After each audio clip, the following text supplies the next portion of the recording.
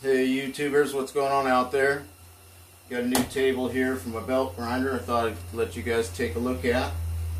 When I first got this grinder, this is a Shopfox 2x72 belt grinder.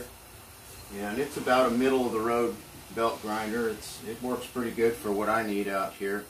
When I first got this thing, it came with this table that just had this little tiny plate on here. And that certainly wasn't enough for me to work with the tools that I used. And so I put this table on here. It's a cast iron, came off an old planer tool that I got at a garage sale. And even that was really small, and I mean it's adjustable and everything back here, but it just didn't fit what I needed. So I went ahead and built this table here. This is 3/8 inch flat bar and square tubing.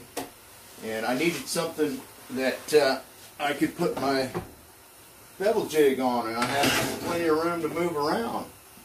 And so that's worked out pretty good. And there, get a close up of that.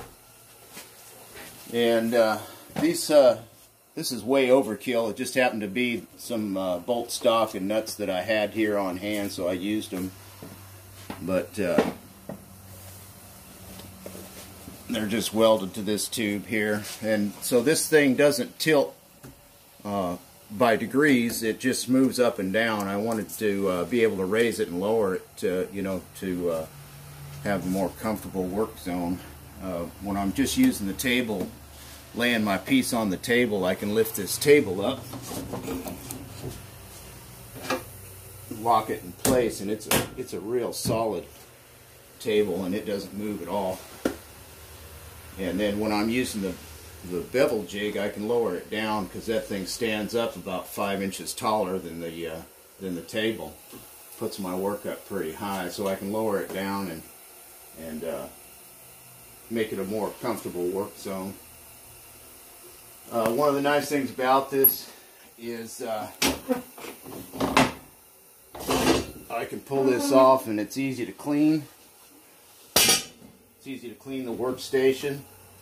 I also wanted to be able to use my slack belt on the back side. I've got a little bit of slack belt up here that I use quite often, but it's kind of nice sometimes having the slack belt on the back side, so I can loosen the set screws on this armature, and I can pull this whole thing down and be able to work on top of that belt.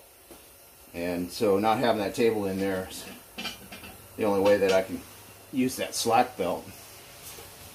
I can actually put this on either way with the notch towards the belt, or just with the flat side next to the belt.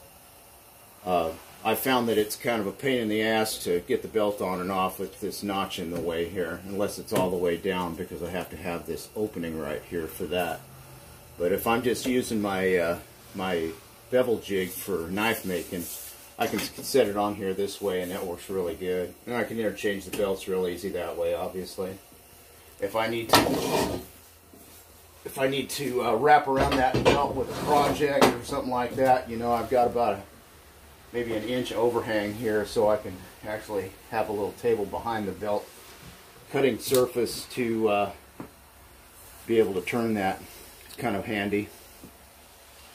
I don't really need it to tip, according to degrees. I've got a bevel jig for that, and that'll be another video here down the road. Get a good look at that.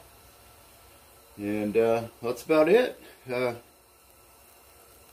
Chime in and let me know what you think.